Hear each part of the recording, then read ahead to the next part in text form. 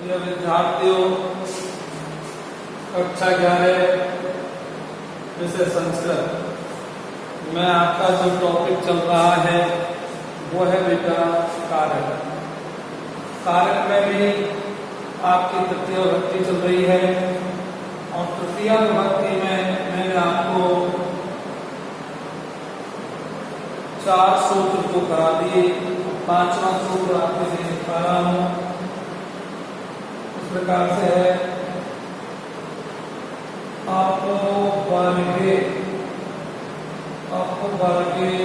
तृतीय। सूत्र का नाम है बेटा अपवर्गे तृतीय। अपवर्गे तृतीय यानी अपवर्ग से तात्पर्य फल प्राप्ति से है। अपवर्ग का तात्पर्य किससे है? फल प्राप्ति से है। अपवर्ग का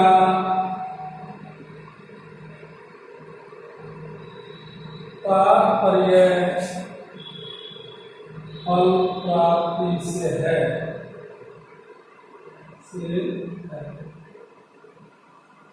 अपवर्ग का तात्पर्य फल प्राप्ति से है। फल प्राप्ति का अर्थ मालूम होने पर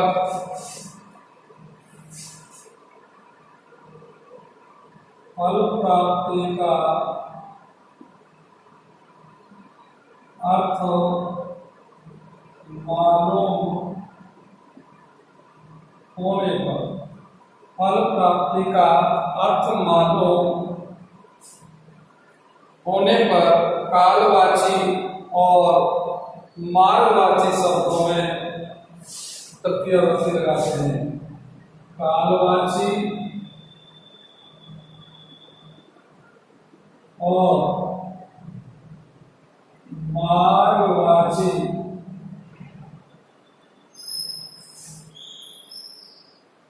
शब्दों में तृतीय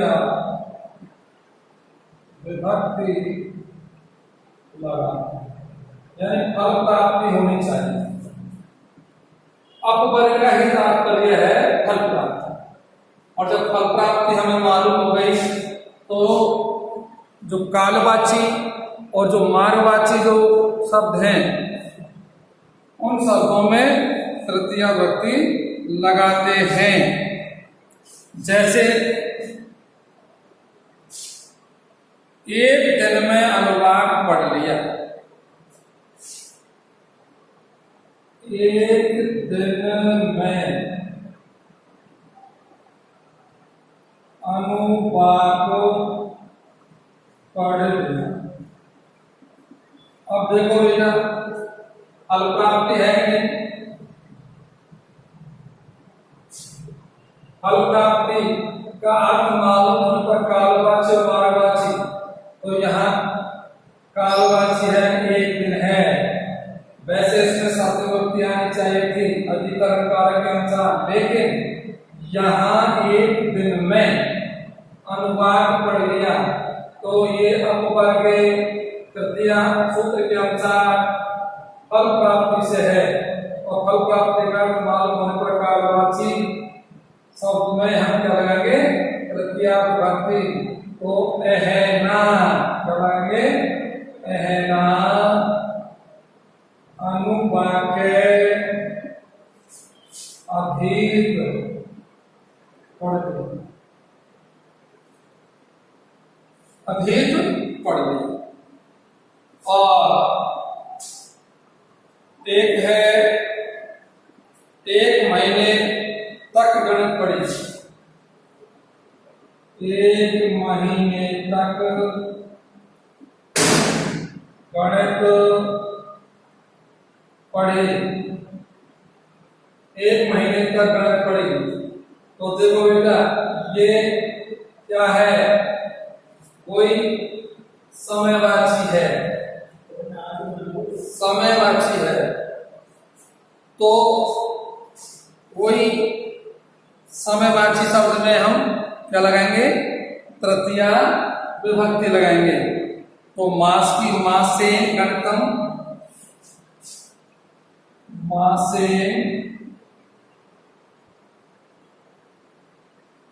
गणितम अथवा प्रतिक्रम साथ लगा देंगे पाठ्यक्रम, ठीक है, या अधिक। इस प्रकार से ये अपवर्गीय तृतीया आपके प्रत्यवर्ती का वो 5वां सूत्र हुआ। और अब अगला सूत्र देखेंगे इसी में, तृतीयवर्ती में ही।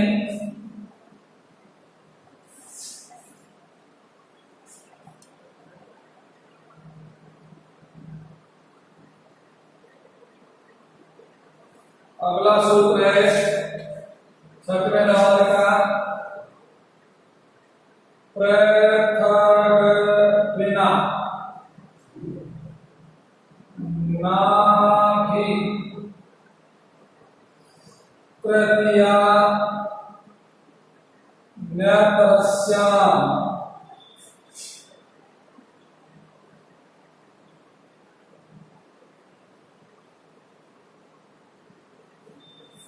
पृथक बिना नानाभि तृतीया अन्यतरस्याम, ये सूत्र है बेटा।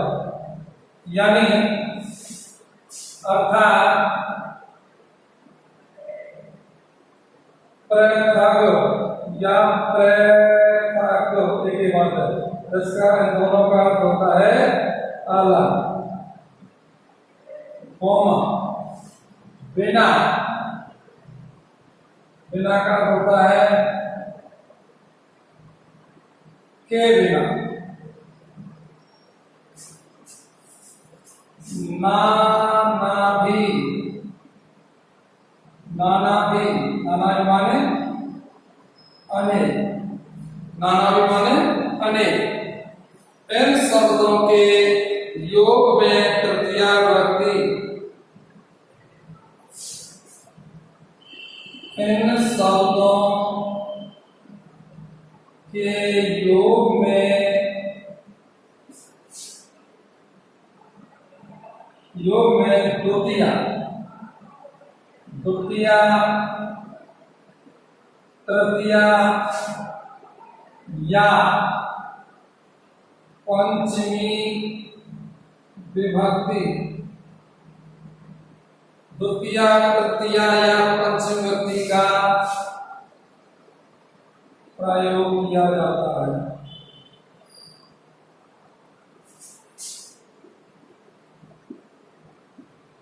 देखो बेटा, यानी पृथक बिना नानाभि तृतीया अन्यतरस्याम सूत्र का अर्थात पृथक या पृथक, इनका अर्थ है अलग, बिना के बिना, नानाभि अनेक, इन शब्दों के योग में द्वितीया या तृतीया या पंचमी विभक्ति का प्रयोग किया जाता है।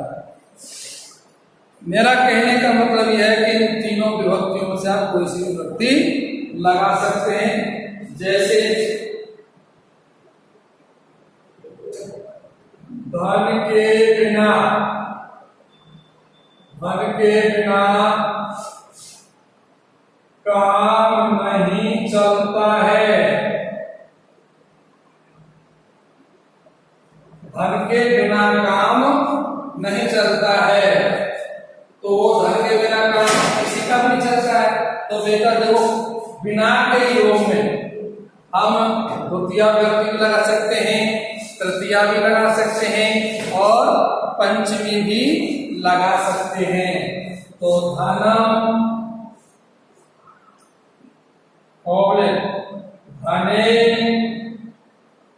और धना, ये तीनों विभक्ति मैंने बोर्ड पर लगा दिए बेटा, तीनों ही सही है, कोई सी को लगा सकते हो। धनम, धने, धना, बिना कार्यम में चलती, यानी धन के बिना कार्य नहीं चलता है। एक और उदाहरण लिखा रहा हूं आपके लिए। राम के बिना मैं नहीं जीता हूं। राम के बिना मैं नहीं जीता हूं। वो तीनों वक्त लगा सकते हैं। किसके बिना नहीं जी सकता है? किसके बिना? राम के बिना। तो रामम रामेण ओबलेट रामम ओबलेट रामेण ओबलेट रामा बिना अहम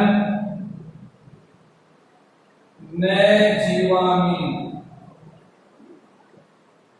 मैं जीवित राम के बिना मैं नहीं जीता हूं, जीवामी। इस प्रकार से बेटा ये आपकी तृतीया विभक्ति आज संपूर्ण हुई और अगली विभक्ति है साथ आपका संप्रदान कारक और चतुर्थी विभक्ति। संप्रदान कारक चतुर्थी विभक्ति।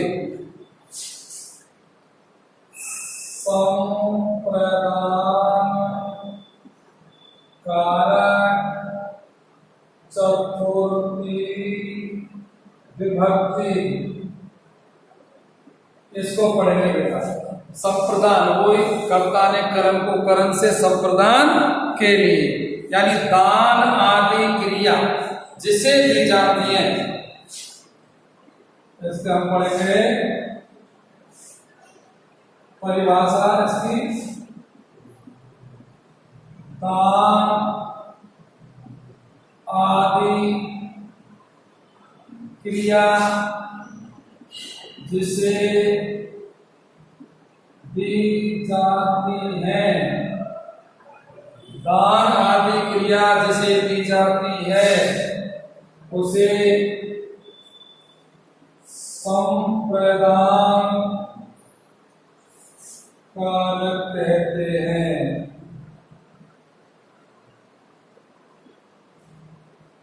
यानी जिसके लिए हम कुछ देते हैं संप्रदान के लिए, यानी दान आदि क्रिया जिसे दी जाती है उसे संप्रदान कारक कहते हैं।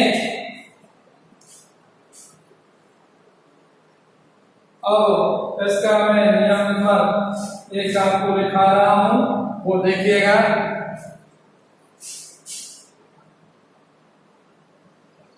तो देखिए, अब मैं आपको संप्रदान कारक यानी चतुर्थी विभक्ति के बारे में बता रहा हूं।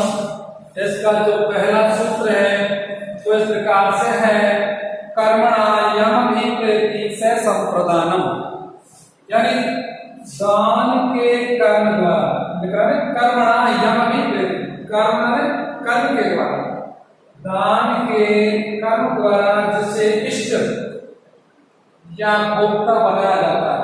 भोक्ता माने भोगने वाला, जिस वस्तु का कोई भोग करता है या जिस वस्तु का कोई उपयोग करता है वही भोक्ता कहलाता है। तो भोक्ता बनाया जाता है, उसकी क्या होगी?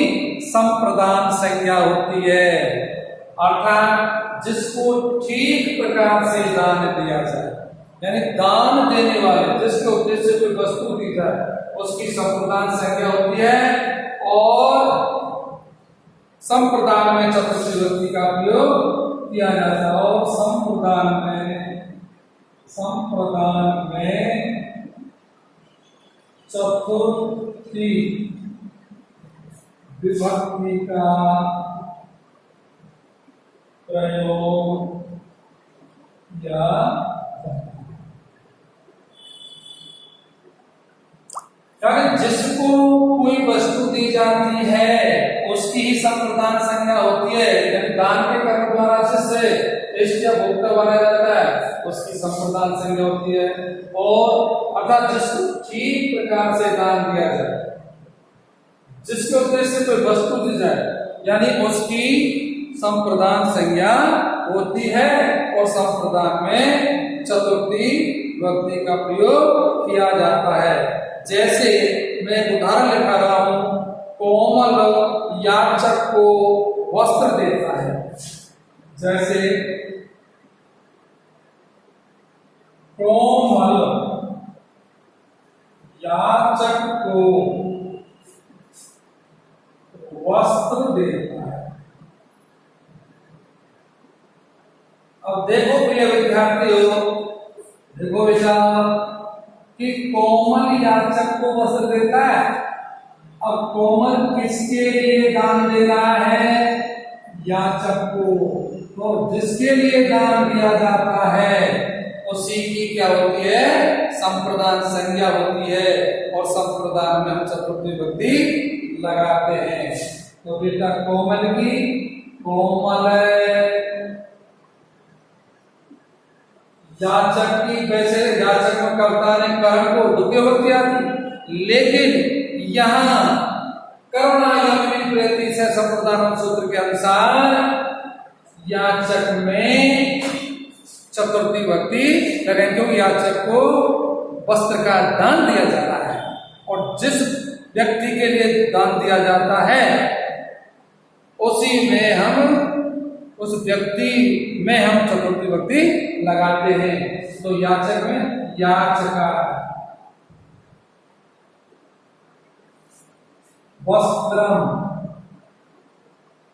ददाति। तो कोमल याचक को वस्त्र देता है। जैसे पिता पुत्र को फल देता है, पिता पुत्र को फल देता है, पिता पुत्र को फल देता है।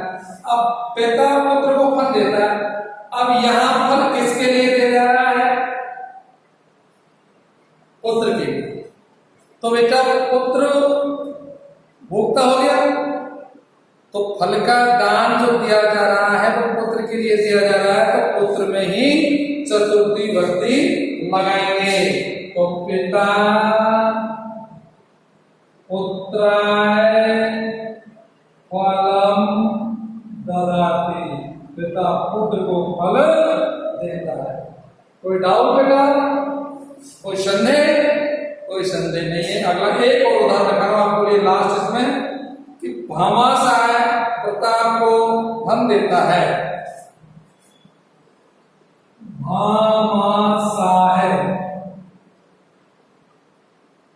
प्रताप को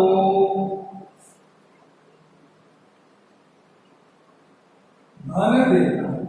अब देखो धन का दान किसके लिए दिया जा रहा है? धन का दान किसके लिए दिया जा रहा है? प्रताप के लिए। वैसे प्रताप में द्वितीय विभक्ति आती किसके अनुसार? कारक चिन्ह के अनुसार, कर्ता ने कर्म को द्वितीय आती, लेकिन यहाँ धन आदि का दान दिया जा रहा है, और कर्मणायम प्रेति से संप्रदान सूत्र के अनुसार और प्रताप में हम चतुर्थी विभक्ति लगाएंगे। क्या लगाएंगे? चतुर्थी विभक्ति, क्योंकि प्रताप के लिए क्या दिया जा रहा है? धन का दान। भामाशाह की भामाशाह,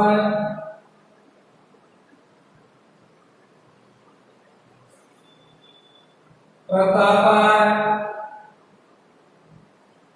भामाशाह प्रतापाय धनम ददाति।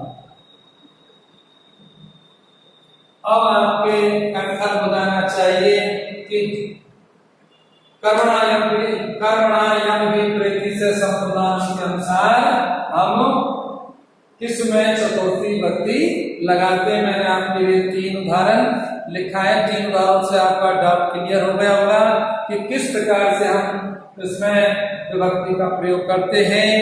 और आगे दूसरा सूत्र भी मैं आपके लिए दिखाने जा रहा हूं, वो है रुच्चादनम प्रियमाण। दूसरा सूत्र बेटा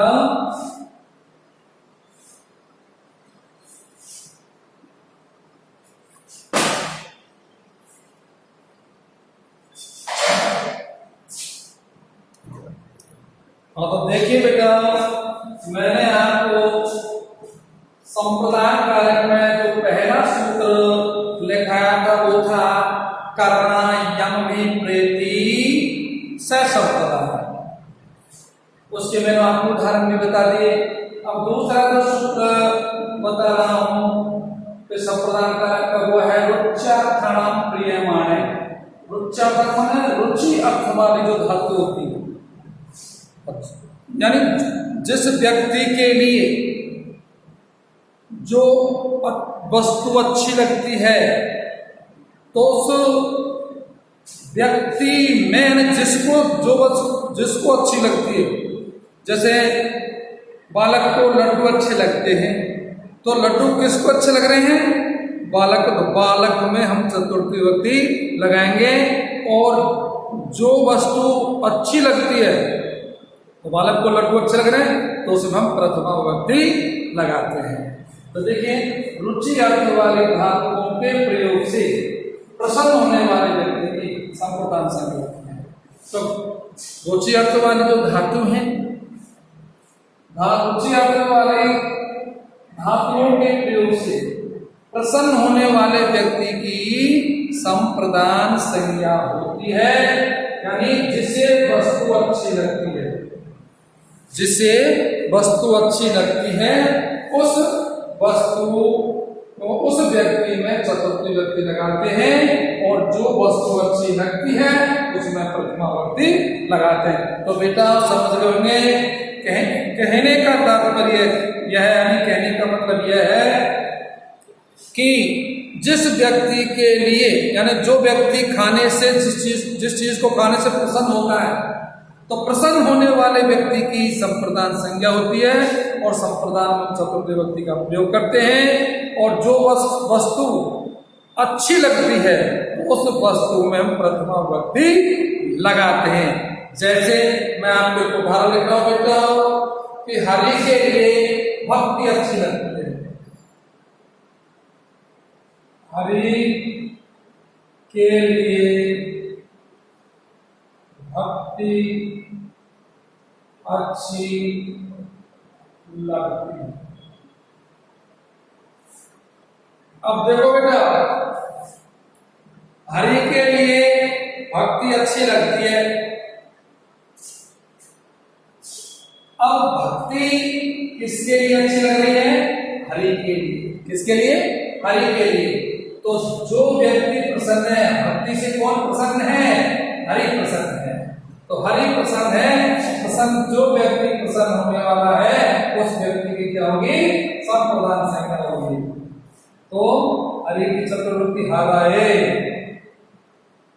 भक्ति में प्रथमा भक्ति रोचते, हरि के लिए भक्ति अच्छी लगती है। जैसे बालक को लड्डू अच्छे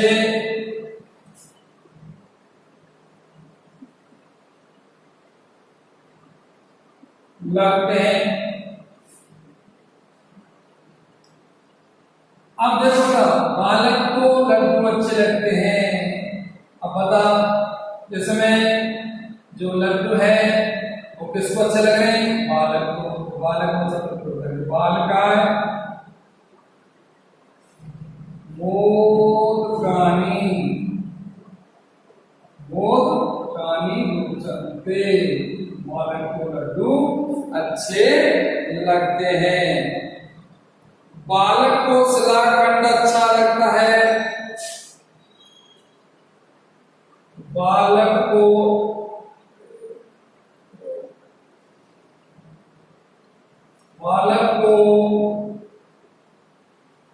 शिलाखंड अच्छा लगता है। तो देखो बेटा, ये बालक को क्या अच्छा लग रहा है? शिलाखंड। किसके लग रहा है शिलाखंड अच्छा? बालक के लिए। बालका है, शिलाखंड की शिलाखंड